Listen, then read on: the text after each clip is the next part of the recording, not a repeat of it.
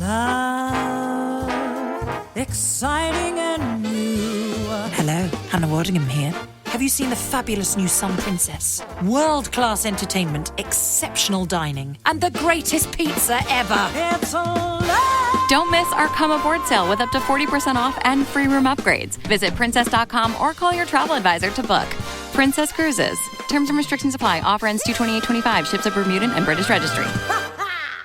Auto insurance can all seem the same until it comes time to use it. So don't get stuck paying more for less coverage. Switch to USAA Auto Insurance and you could start saving money in no time. Get a quote today. Restrictions apply.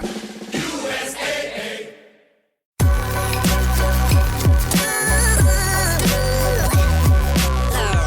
The following is a presentation of the Belly Up Sports Media Network.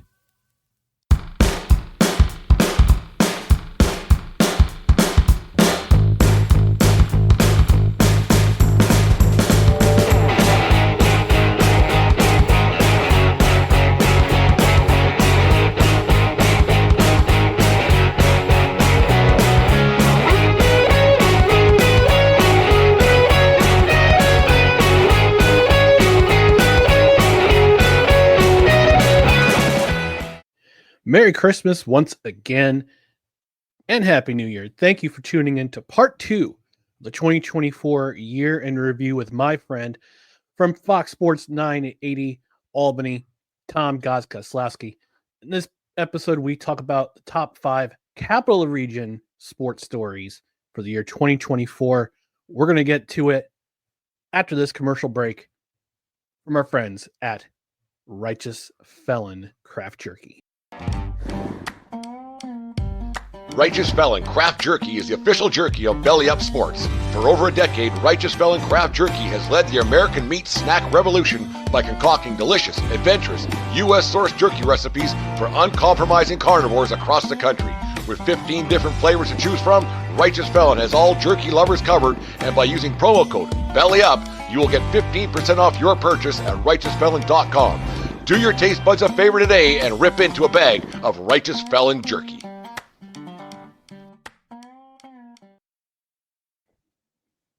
All right, and we've covered the 5 national stories. By the way, welcome back to No Credentials Required. Crossover with Levack and Goz featuring Tom Goslowski. Mr. Goz, we're back. But we've covered our top 5 national stories of 2024. Since we're a Capital Region show, since Levack and Goz is a Capital Region show, and I loosely cover Capital Region sports, particularly on the professional side, we got to talk about the top 5 the top 5 local news stories, sports stories of 2024. No, ready? Yes, I'm ready. And I'm sorry to interrupt you. I just want to make one quick correction there. I know you mentioned that we're a Capital Region show. We're just based in the Capital Region. Most people consider us international superstars, really international playboys. We have massive followings across many countries. So just to clarify, international superstars. Actually, we do, because I've gone in the statistics, in the analytics for No Credentials Required. We have listeners in Singapore. We have listeners in Germany. We got listeners in Canada, the UK. So we're an international audience. I'm pretty sure you guys are as well. Oh, and Estonia, Thailand, yes. We are legends. Even China. No, I don't know if it's, we'll talk about. I think it's pronounced China.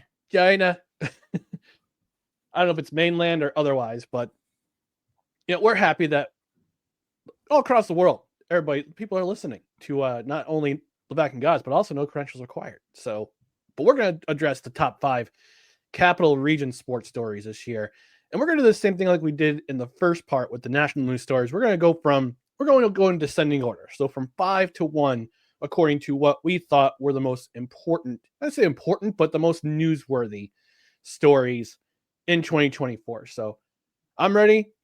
Guys, like the first segment, I'm going to have you lead off here. Your fifth. What was your 5th?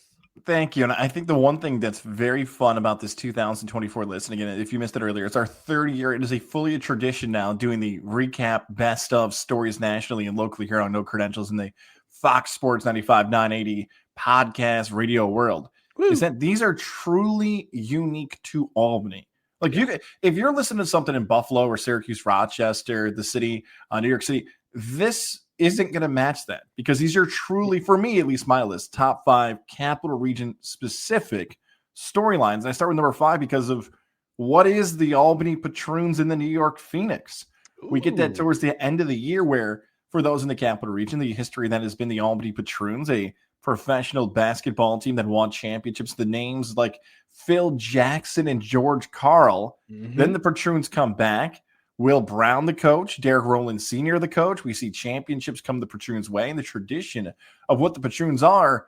And then the owner, Sam Clifford, announces that a new franchise is on the way, the New York Phoenix, that's going to more than likely play at the building of what's happening there at Rivers Casino and Resort, where Union might be playing as well. So we see a new franchise called the New York Phoenix on the way.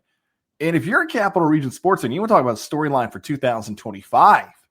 What league are they in? What is their future? Who are their players? We know some names already when we're speaking right now here at the end of December 24. But what does that mean for Capital Region sports fans that a new franchise is on the way? What does it mean for the Patroons? Are the Patroons done forever? Like, are they going to stick around? Are they going to? What happens involving pro basketball going forward across the Capital Region is my story for story number 5. Yeah, that was an interesting one. I'm sitting there. I'm seeing the New York Phoenix. I'm going, this is weird. What's going to happen with the Patroons? Are the Patroons done? Was Sam Clifford the majority owner of that team? I believe he was. Yes. Ooh, okay. So, I mean, hopefully when the book comes out of the New York Phoenix and Albany Patroons, hopefully if the Patroons are still around, we'll have ourselves a nice regional rivalry in the basketball league. But we don't know what's happening with the Patroons. Yeah, and one quick thing to add to that, too, is when we're taping, the Armory, the home of the Patroons, what does that mean for the future? Does the Armory have ownership in it now? Have they always owned it? Are they going to play there? Is the Armory going to be renovated and redone? A lot of those questions still at the air, likely when you're listening to our conversation. Yeah, for sure. For sure. Number 5 for me was the College of St. We had a local college actually closed down this year. The College of St. Rose. My sister-in-law's alma mater. She got her bachelor's degree from there, and she's a teacher at Coda Middle. She's a teacher at one of the middle schools in the Shenandoah district. That's her alma mater, and I know a lot of former Golden Knights and Golden Knightesses. Knights is fine. Yeah, I guess I don't know. I know what you call a female knight. But the Golden Knights of St. Rose, College of St. Rose, no longer here. And it was actually a cool story in 2023 with the women's soccer program who played in the Division II playoffs. And they advanced, I think, to the semifinals, if I'm not mistaken. I can also remember back in the day when the men's program, led by Brian Burry, of local college and high school basketball fame. He led the Golden Knights to, I believe it was the Sweet 16 or the Elite 8 of the Division II basketball tournament. So it's sad to see a college close. I guess they had their reasons. I wasn't sure. Most of it was financial, but it was just really it's tough to see anything go away because we've seen so many things just kind of pass away in the Capital Region sports wise, particularly on the professional side, but you don't see it very often in the college ranks. But for a college to close permanently, like a college, not just a program, but a college, and not give another outlet for a high school kid who wants to prolong their playing career, to not have that other outlet, like a College of St. Rose, to play baseball or soccer or basketball. It's kind of a bummer. I fought on this one. I kept fighting back and forth. I'm like, should this be story number 5? Should it not? Because the announcement came, like you mentioned, in 2023. And the sports side of it is so different because a lot of these athletes knew this was coming. So a lot of them hit the portal. They transferred. A lot of them didn't graduate. A lot of them were seniors and said, okay, I'm going to finish this off here. It was so, as you laid out, you don't see this across the country, let alone New York State, let alone the Capital Region, the history of the College of St. Rose. You mentioned a lot of sports. I got to be careful because I'm taping this episode from the Goslowski estate. And my beautiful, wonderful wife is not just a St. Rose alumni. She played volleyball at the College of St. Rose. So you want to talk about sports, a lot of her teammates. She was a walk-on. Her story is unbelievable. 2 torn ACLs her senior year in high school. Still walks onto the St. Rose team, still plays. So she's a former athlete who played for the College of St. Rose. So to see it go away, it's incredible to think that can even happen. It's hard to even understand that. Now, look, there had been clues all the way along. But this is beyond sports. I fought on that because I feel for the athletes. And into 2025, which I always leave a little crumb for a lot of my stories, we didn't know the answer to St. Rose. Yeah. I was there, Brian. I was there like a week ago. All the signs are still up. Like if you didn't live here in Albany, you would have no clue the college is closed. None. Yeah. Yeah. It was late for me because I was reading the story about the women's soccer team playing. Like, we're going to close. I'm just so proud to be part of this program. I know it's our last year. I'm like, all right, aren't you a senior? He's like, no, it says junior or sophomore behind it. I'm going, wait a second. Then I had to do my research. I'm like, I sent a text to my sister. I'm like, do you know the College of St. Rose is closing? She goes, yeah, where you been? I didn't know. Because you don't hear about them in the news. Like, if you're like, unless you're like a really tuned into the college atmosphere in the area, we've got Division 1 and Division 3 with Skidmore, but you kind of forget about College of St. Rose, and unfortunately now it won't be here forever. And shout out to all the Rosebuds out there who we used to call the female students from College of St. Rose the Rosebuds. I knew a lot of people who graduated there to become teachers. That was a teacher college, basically. So let's look for somewhere else. But that was my number 5 for top local news stories. And for me, it was number 6, and we had a 6 list. So we're not too far off. I will move on to my 4th story here. Yes. This one, I believe I got a little grief about this in 2023 for not having these guys on the list, but they are now here on the list in 2024. That is the Albany FireWolves here for story number 4. Okay. We get all the way to the NLL championship game. They have an opportunity to win the title in 2024. The finals for game 1 of that series here in the Capital Region. They lose to the Buffalo Bandits in a wild atmosphere out in Western New York. But for me, the FireWolves, what stood out the most to me about this team is that in 2023, the franchise struggled. A lot of that having to do with some ownership changes, some personnel changes, a young roster, getting used to the area. A lot was going on for the FireWolves in 2023 in a hotbed, a lacrosse-loving area that is the Capital Region. Yeah, they did everything right in 2024. From being in the media, doing things locally, always being respectful, always doing stuff with young kids, making sure the name was out there, hanging out at local places, winning games, coolly. Everybody, from the coaching staff to the players to the exec, they did everything right in 2024. And I hope they can build off that for 2025. It was remarkable. I wish they would have won the championship in a weird way. Maybe that championship, you're a wrestling fan like I am, finish the story like Cody Rhodes. Maybe this wasn't the time. Maybe in a year or 2 or 3, it'll be better because that fan base will continue to grow here in the Capital Region. Their loss in the NLL Finals for me is story number 4. They were actually my number 2 story. Whoa! Okay, I'll talk about them and when we come to number 2 on the rankings. But they were my number 2 because I covered them for most of the season last year, doing some videography, posting on social media, all their a large portion of their goals. I was rooting for them all the way through the championship. Now, I'll touch upon that on number 2. So I'll talk about my thoughts on that team. My number 4 was the Adirondack Thunder. I'm going to give some love to the hockey community because I'm a big hockey fan. I know they don't get a whole lot of love in the area because people forget after the AHL left, we still have professional hockey in the area. Granted, it's AA. It's like AA ball. It's AA hockey, the ECHL. So it's a level lower than the American Hockey League. It's also up in Glens Falls. But, Capital Region, we've got our respective audiences. And I think the fact that the Adirondack Thunder had stormed back to make the playoffs on the last game of the season in 2023 was only a launching pad for what's going to happen in 2024. We got a local guy who's coaching the team, Pete MacArthur, Clifton Park's own Pete MacArthur, played professionally in North America and in Germany. Local guy, I want to say he's a Shen grad, but I could be wrong. I'll do my research on that. But local Clifton Park guy, played professional hockey. He was on the coach. He played for the Thunder for a short time, which is pretty cool.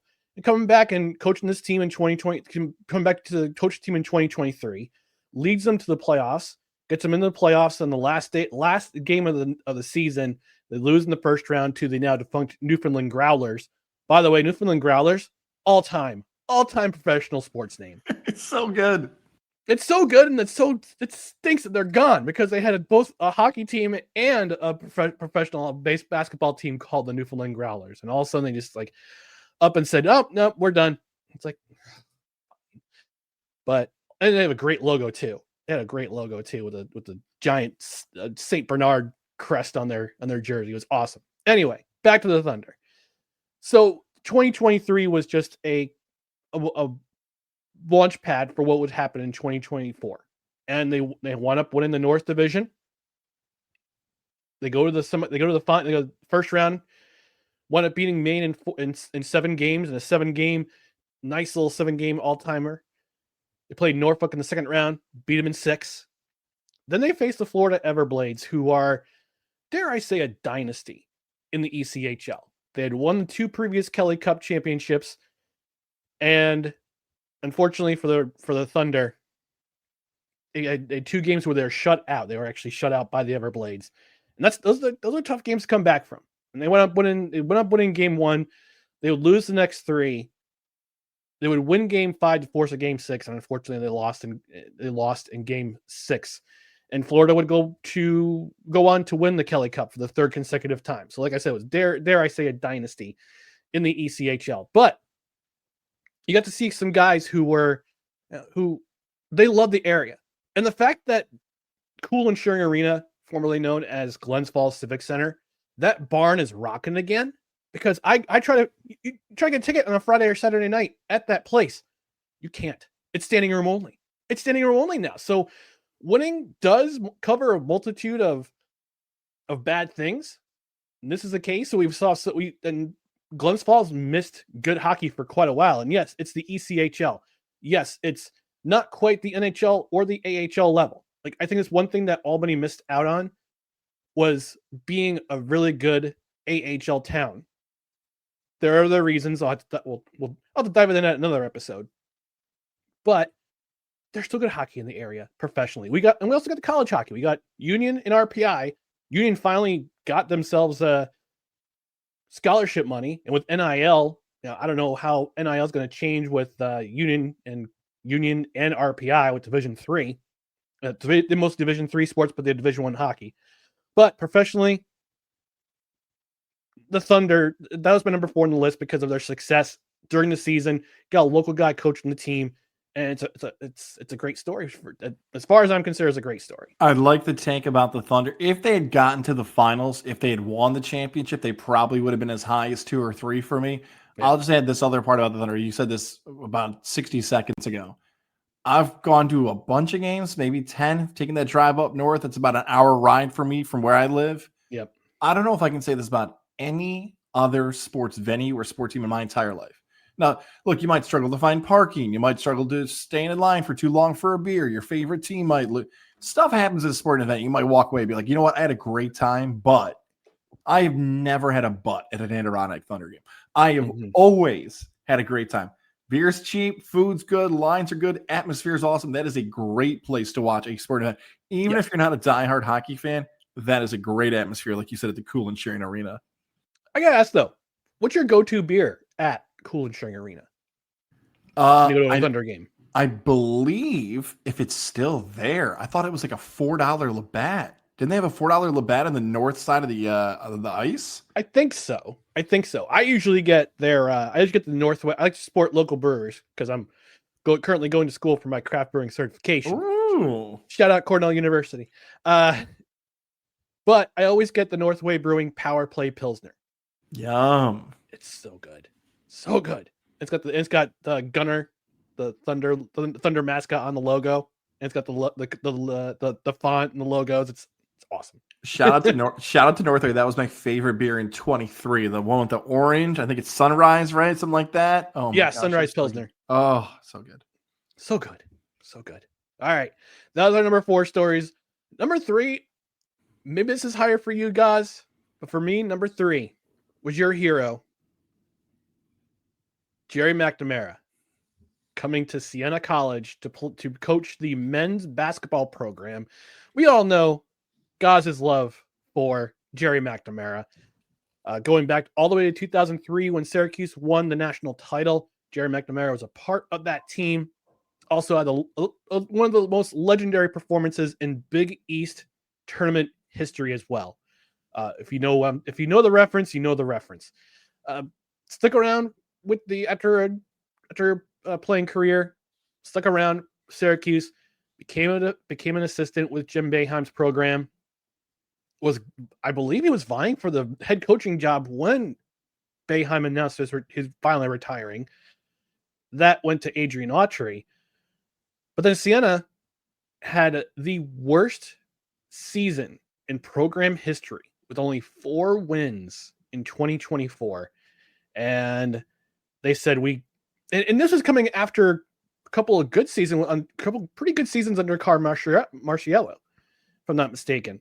And all of a sudden it just, I wouldn't say free fall, but the kind of the floor went out from under them, and only 4 wins in 2024. And they said, all right, we got to make a change. They said, you know what? Let's bring in a guy who has not only played, but also coached at a big program. We're going to bring in Gerry McNamara, and then let's see what he can do. So far, so good with Siena, but the jury's still out. It's only his first season. We'll see what we can do. They can do with recruiting, with NIL being a huge thing. I think, it's another conversation too for another time. But I think his impact has had his impact so far has been pretty good. I mean, we'll see what kind of program he puts together at Siena, and see if maybe there's a launching pad for him, like it was for Fran McCaffrey, like it was with Hewitt, like it was with Mike Dean, or Mike Hewitt with Mike Dean.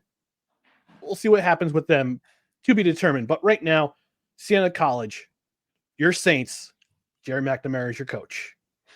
So that is number 2 on my list. So we're not too far off. So we'll talk Siena here. So I'll add to that. And you can see me, I know this is a local audio audience only for this episode here for the best of. Above my left shoulder is a picture of Gerry McNamara on a Syracuse roster, probably about 5 feet ahead of me. When Gerry McNamara was at the track this year, my dad got his autograph, not for himself, not for his son, but his 2 grandsons at the time. And then the 3rd grandson came in November. So he's got nice personalized 2 West and a Rex from Coach McNamara.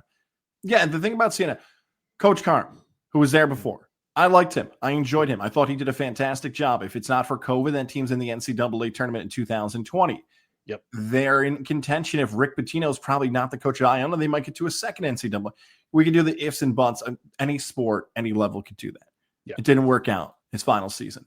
Coach Mac, I remember the rumors that McNamara might take the gig. And I thought Siena fans were just getting a little too worked up. Like, you're just tossing the biggest name out there. Like, why would Gerry McNamara want to do this? He's got a nice cushy gig at Syracuse. He's got a cushy gig, makes probably a nice amount of money. He's got 4 kids. He's a legend. His number just got retired. Why would you leave? Well, I think it's something that you added there at the end that, okay, he had the opportunity to take over for Jim Boeheim. They passed on him.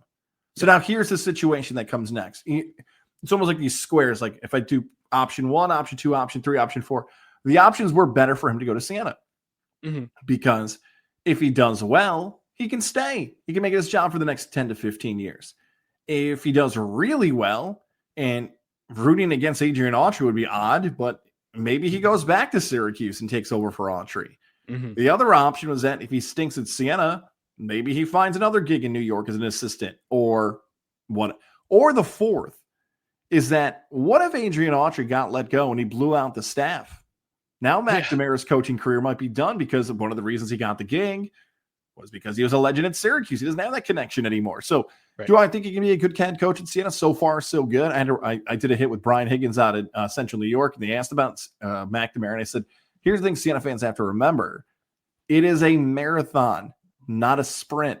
Mm-hmm. You saw cartwheels and excitement. Oh my gosh, Siena's winning these games. They're close games. McNamara's the best. Let's do the water. Let's shower. It's a long season. It's December, January, February, March. You can get excited. There's no problem with that. You can buy your season tickets and root on. It is a long way to go. But the idea that a Central New York, Capital Region, upstate New York basketball legend is now the head coach. And you talked about NIL a few minutes ago. You want to get Siena alumni excited about season tickets and giving people money and donating. That's a part of this now. And we'll see how McNamara can recruit because he was the head recruiter at Syracuse too. He had some ties, Capital Region, Joseph Girard III and more. So I had that at story number 2. You have it at story number 3. Yep, sure did. So for you, what was number 3? I want to do my old school drum roll there. I will preface this by saying I am an employee of this team, so any opinions after that might be skewed by my paycheck. I have the Albany Firebirds losing in the AFL Arena Bowl Championship here at story number 3. At the the Mall of America's in Minnesota. The Dream I want to sing Mall, it. I want to sing it. The American Dream. Oh, I hope wrestling fans get that. If you don't, come on, Dusty Rhodes. That whole story of the Firebirds falling and not winning the championship and coming in second place and a quarterback getting hurt during the game and no kicker available that's a 30 for 30. I know there's been a lot of 30 for 30 thrown out ideas involving Antonio Brown and the build of the AFL. Everything that's been the AFL in 2024 seems to be a movie, and the national headlines that were so negative. But in particular, that setup to the game. Because our guy Levack told the story, the team president, Jeff Levack, of how much the Albany Firebirds had to be a part of that, how that came together, how you found it. It is wild. They didn't win. They're not the defending champions. It's hard for Albany to even understand that they weren't the champions, but the drama, the craziness, the finish that is the Albany Firebirds in year 1 of the reincarnated Arena Football League for me is story number 3. That was my number 1. Number 1 for you. That was number 1 for me. Okay, let's hear why. why. I'll go into it further when I reveal number 1. All right. Got get the build going. Get the build going. Yep. All right. Since we're down, we've gotten 3. What's number 2? Story number 2 for you. So story number 2 for me was Gerry McNamara. So my list looks like this: Gerry McNamara named as the Siena head coach at story number 2. Albany Firebirds at story number 3. The FireWolves at story number 4. And the New York Phoenix / Albany Patroons at story number 5. So I have 1 left. I don't even know if this is on your list now. Now I'm trying to do the math in your head because I didn't have the Thunder on my list. Okay. I wonder if this made the Ryan McCarthy 5 biggest stories of the Capital Region. My story is the 2024 Belmont Stakes running at Saratoga, the final leg of the Triple Crown, not at the Belmont where it usually is, down in Elmont, New York. The finish to the Triple Crown. I was there in 2018 to watch Justify finish it off. The stories of American Fair, the history, but because of the construction going on at Belmont Park, for the first time ever, the Belmont's run at Saratoga. Dornock, the Jason Worth connection there, the rated R superstar is another wrestling reference for you. Jason Worth looking like Edge back in the day. But the Belmont run at Saratoga, history being made here across the Capital Region, the spotlight of the racing world there. Now, look, I get it. It's going to happen again. So maybe that'll be a story in 2025. Maybe a Triple Crown will be at stake this time like it wasn't in 2024. But the history that was made, I know July 4th is now a earlier start for the Saratoga season coming up in 2025. The Belmont again. But history being made, my number 1 story across the Capital Region. And maybe I'm biased because I was there. Maybe because I was there for a few days and throughout a lot of the summer. And I've been to a Belmont before. Story number 1 for me. Belmont at Saratoga. So I totally forgotten about Belmont because only because I wasn't there, and B, I don't really pay attention to horse racing that much. Oh. But I will say the one memorable thing I remember from Belmont is when you guys were on Saturday morning, and I was actually coming out, getting some blood drawn, getting some breakfast, and I had Levack on the air talking about you guys were having your classic technical difficulties on your side for the show, and Levack doesn't think he's on because you guys you were trying to get on 98, trying to get on 980, but you went up on 10 back on 1031, and I remember Levack saying, "Are we on 1031 right now? Are we on WGY right now?" It's like, all right, WGY audience, I want to tell you something. Not all Democrats are bad. And I almost pulled over. Like I was driving, I almost pulled over. I was laughing hysterically. Somewhere the air check of that will live in WGY infamy of Levack on a Saturday in the summer saying that to the audience and then mysteriously disappearing. Where'd he go? Where was that voice? That's a way to tease an audience. There it is. I will, by the way, the little behind the scenes inside baseball there. I told multiple people, we can't do this. We are going to have a live show here and a live show. And if you also remember, Pix 106 was out that day too. Yeah. So we had a live show on GY, a live show on Fox, and a live show on Pix. 3 shows going at once at the same time that Belmont Saturday. My goodness.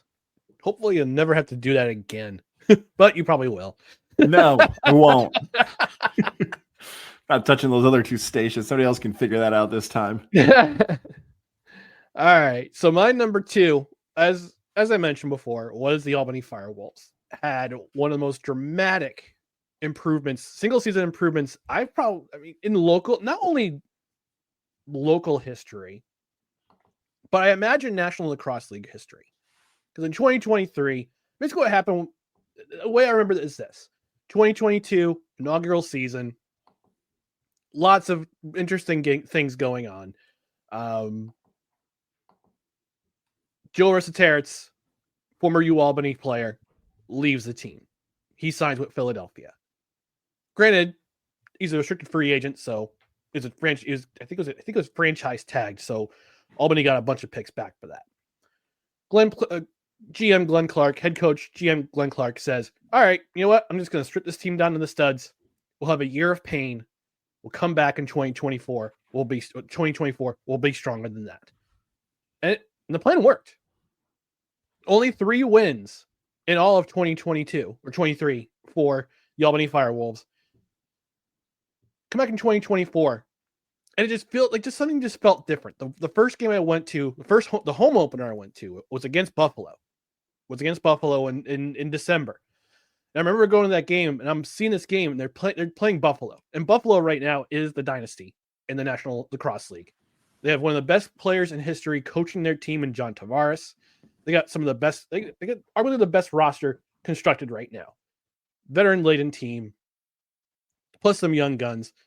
But the FireWolves were not only took the lead, but also maintained the lead, and then we're going goal for goal against this veteran roster team. Not only going goal, but they're also playing really good defense. I'm going, all right, something's different about this team. And I said to somebody after the game, I said, this team is special this year. There's something special about this team. And true to form, it was, because they went from 3 wins in 2023 to 11 wins and winning second place in 2024. 8-game improvement. Actually, no, they finished in 3rd place because they had a tiebreaker with San Diego. I believe. No, I can't remember. I'll do the research. But they retain some key veteran players.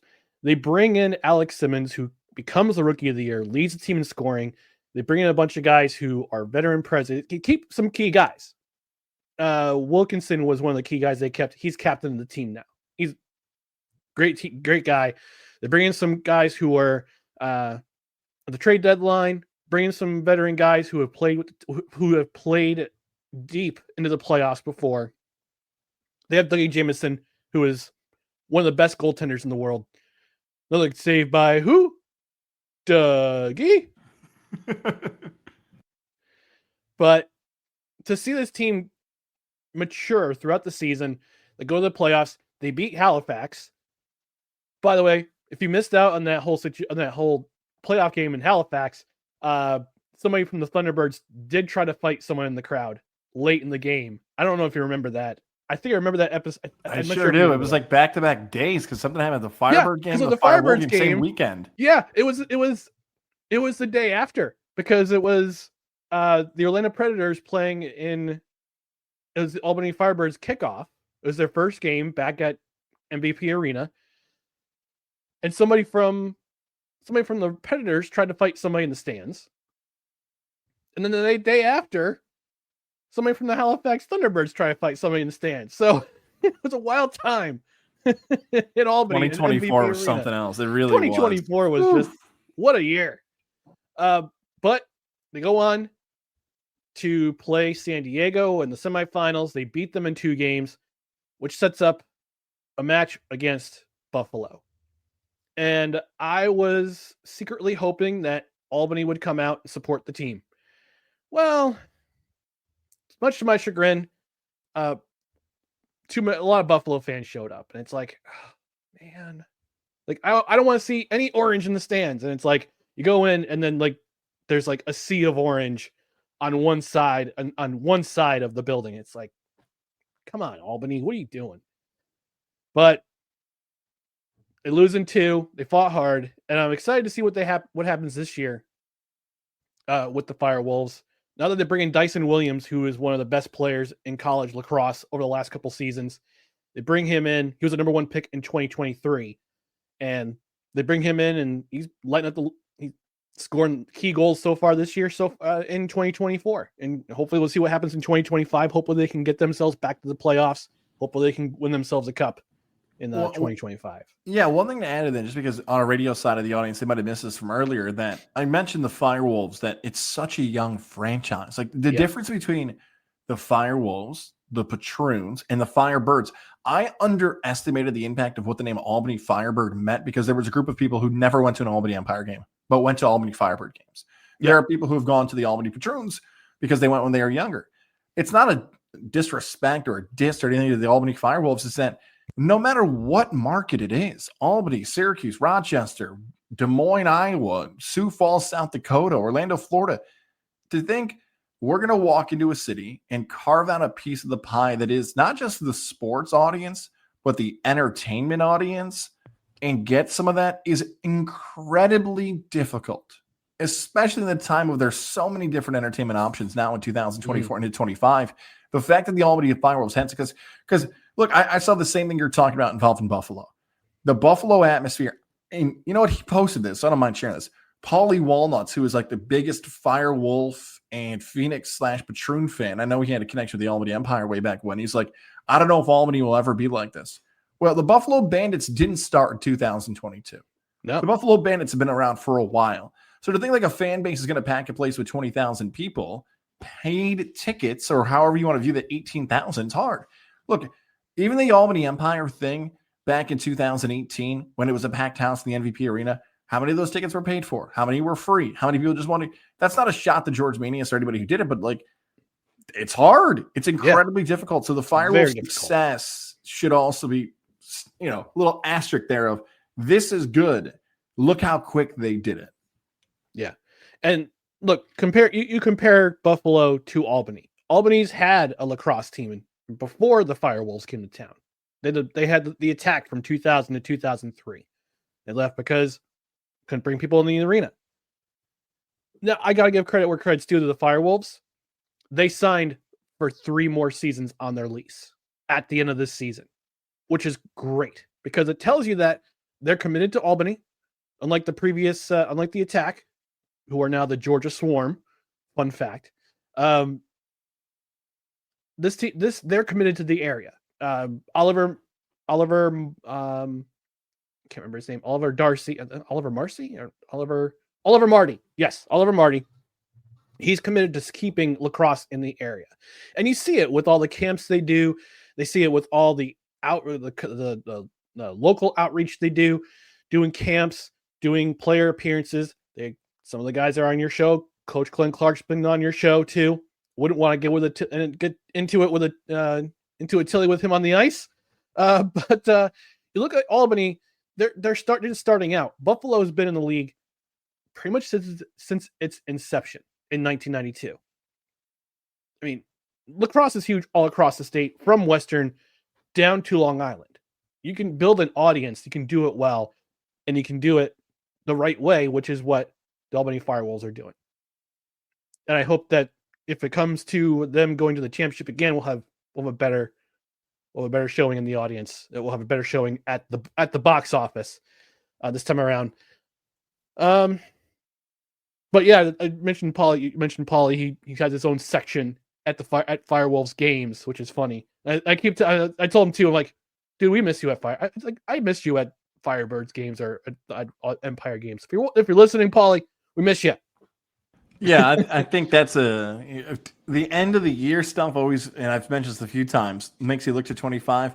Maybe there will be a reconciliation between whatever Paulie feels hurt about involving the Firebirds Empire team. Yeah. And if it's what I think it is still to this day, I think both people need to get over what happened. That's my take. And I would say I've told that to Levack, and I've said that to Paulie and everybody else. Like, this is, for two grown adults, not something to argue about. And I know a lot of it's been on social media from both sides.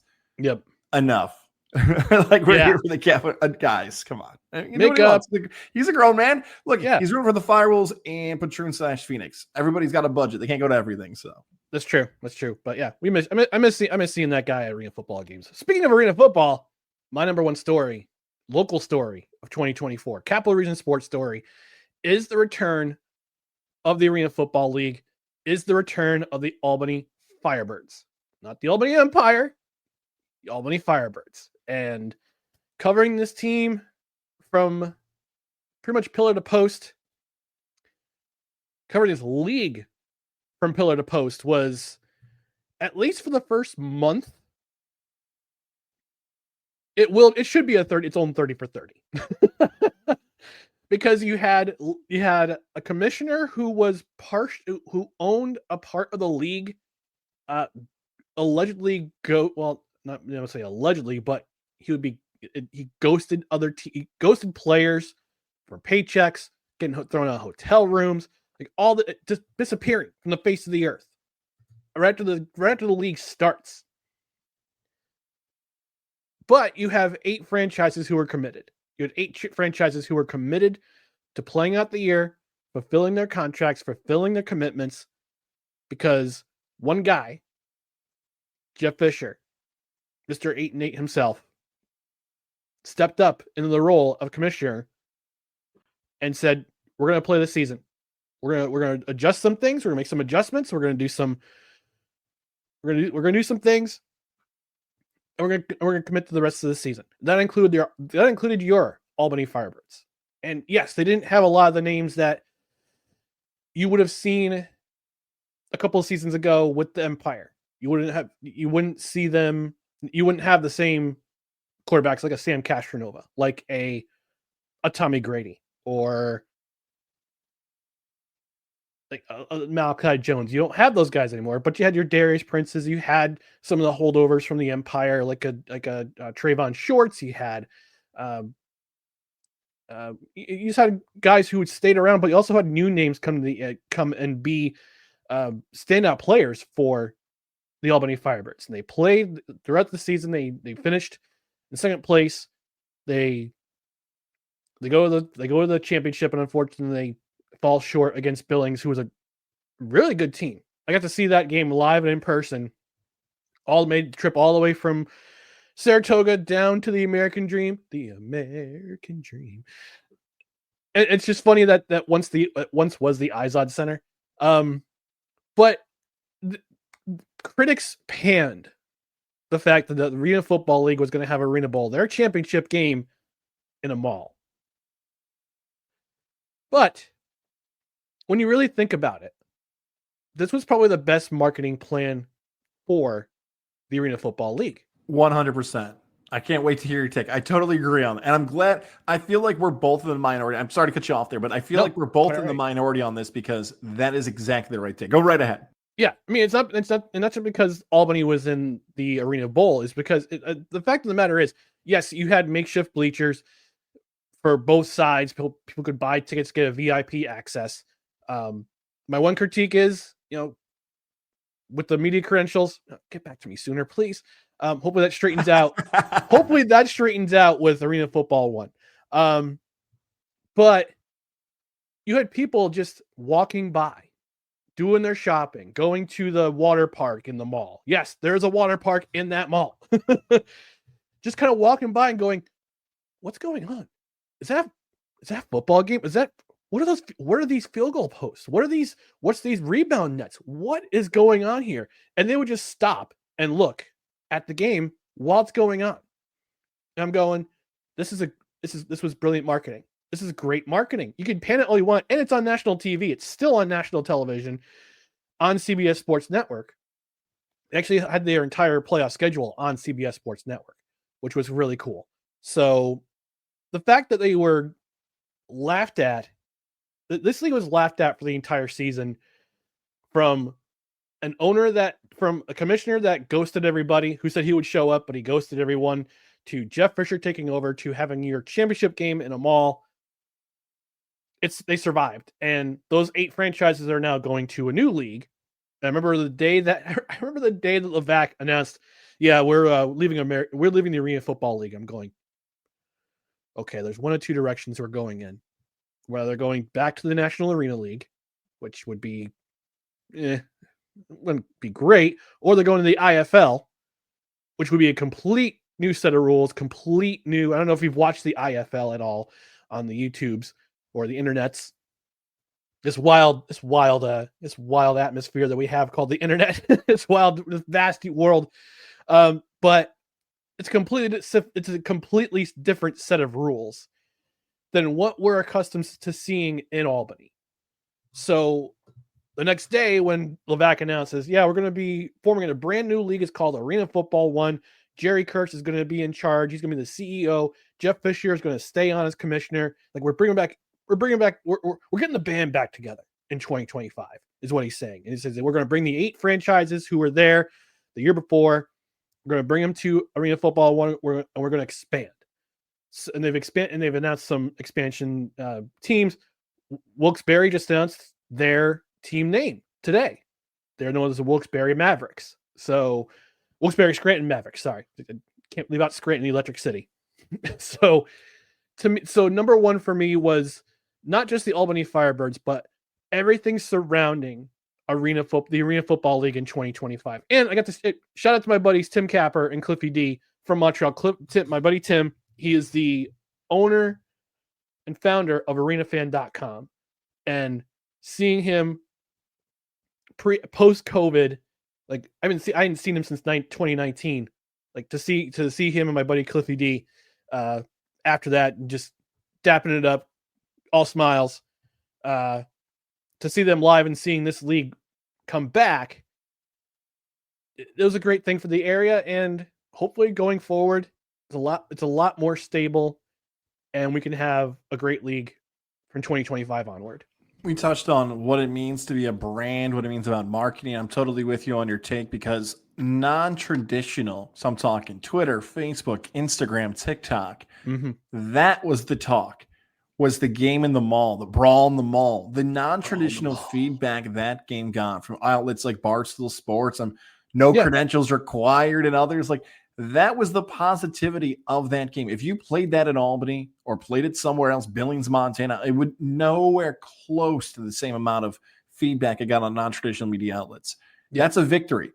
We're talking about marketing again, like AF1, even the name is close to Arena Football, because there are going to be people who come back around in Arena Football in the spring of 2025. Be like, what happened to Arena Football? Remember that was crazy with those weird nets and it's gone? Wait, AF1? Oh, I've said this before. I've said it on our show on the Fox Sports Radio side. I might be an optimist or too naive to this. I would just like to see at one point the NAL, the IFL, and now the AF1 all combined. I think there's too many egos involved and too much money and too many.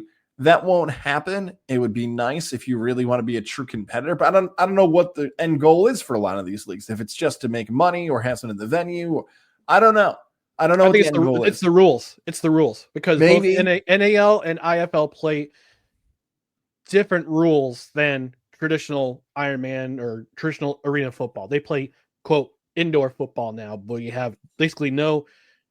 If you watched it, NAL changed things this season to they match their style with the IFL. There's no true running back. There's no Mac and Jack line. There's like a Mac linebacker, but there's not a Jack linebacker.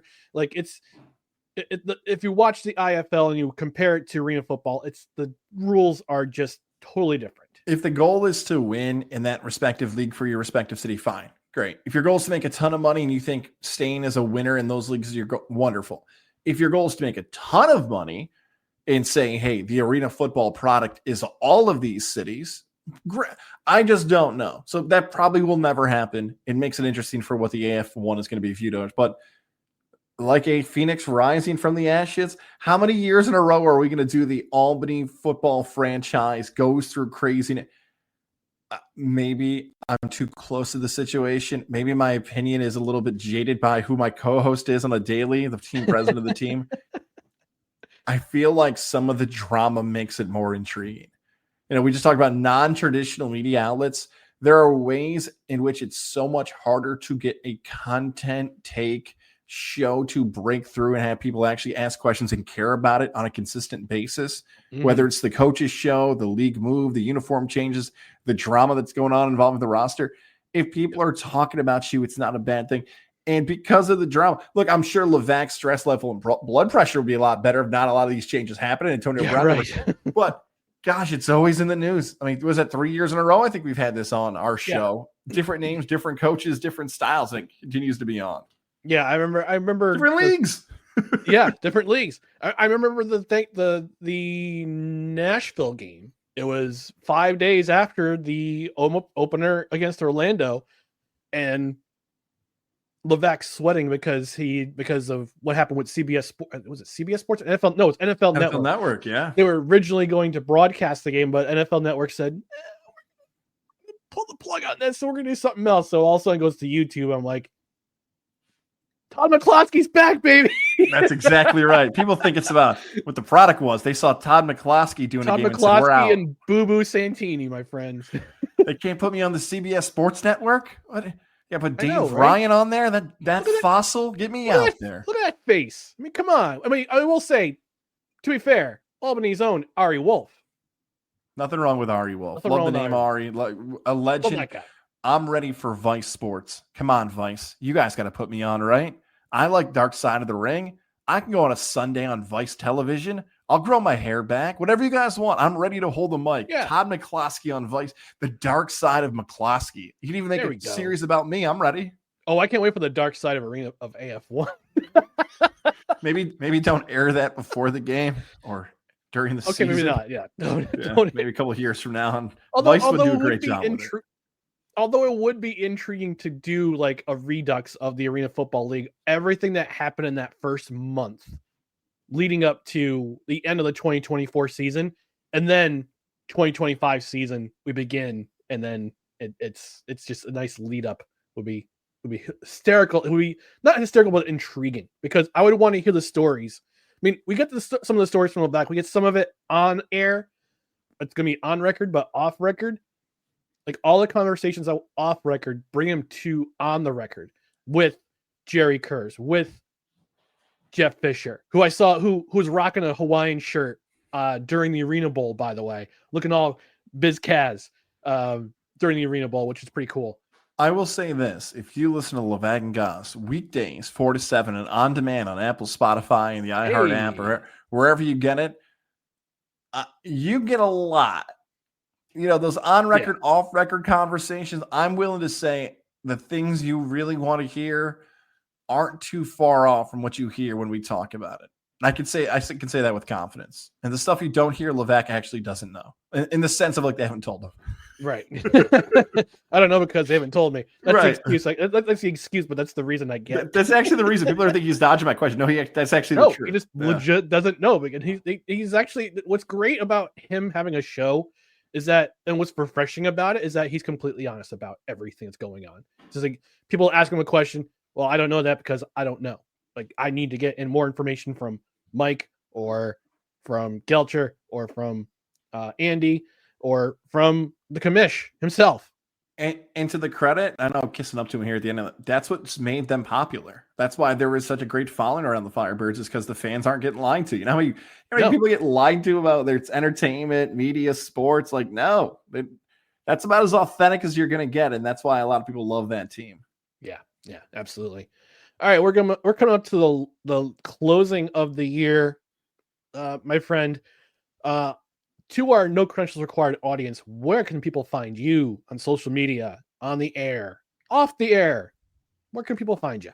At Tom Goz, TOMGOZZ on X, on Twitter, Getting There with Goz on Instagram. Hey, those are the places. And then Apple and Spotify, Levack and Goz. Download, subscribe, rate, and review. Put on those automatic downloads. Leave us a 5-star review. Leave us a funny comment. Put it in your car. Plug it in. Yeah.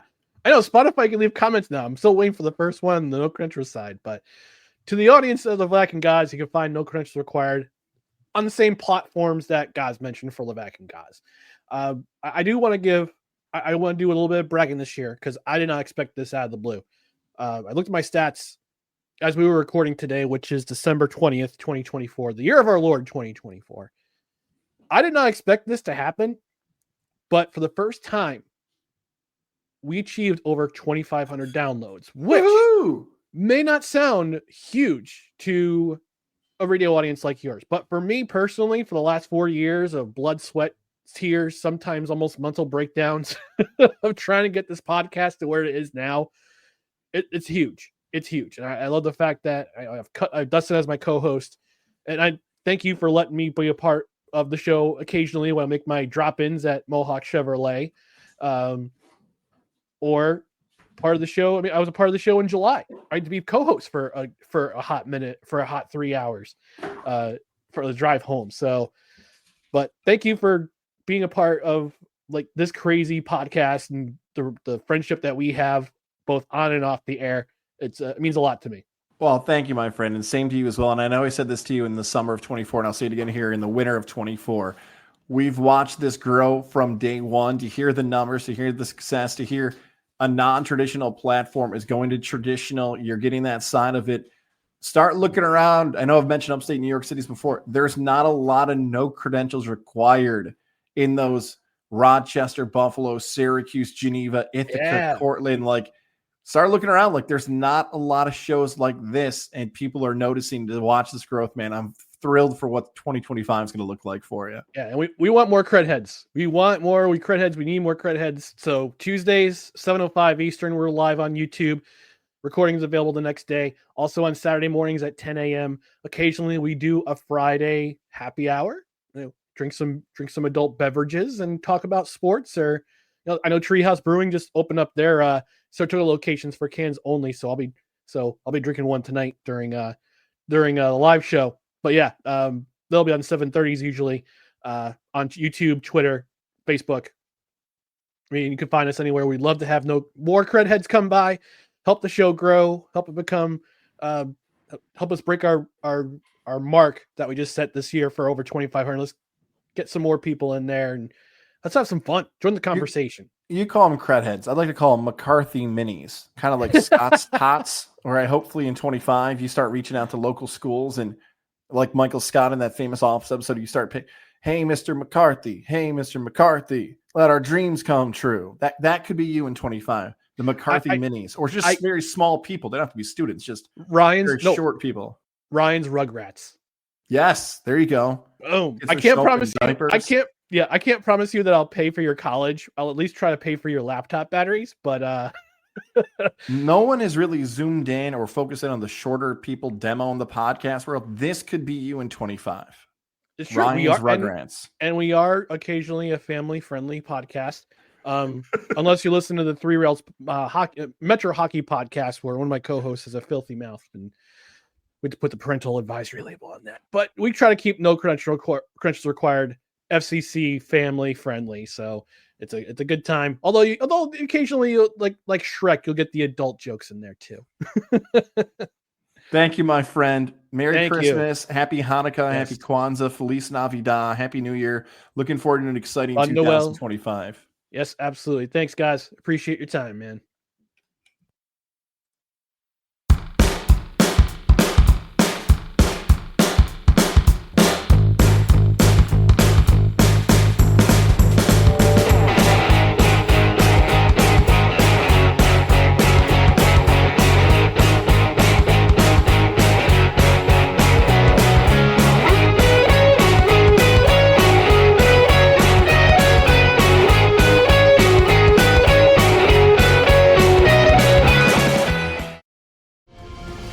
This episode is brought to you by Paramount Plus. Gladiator 2 is now streaming on Paramount Plus. Rated R.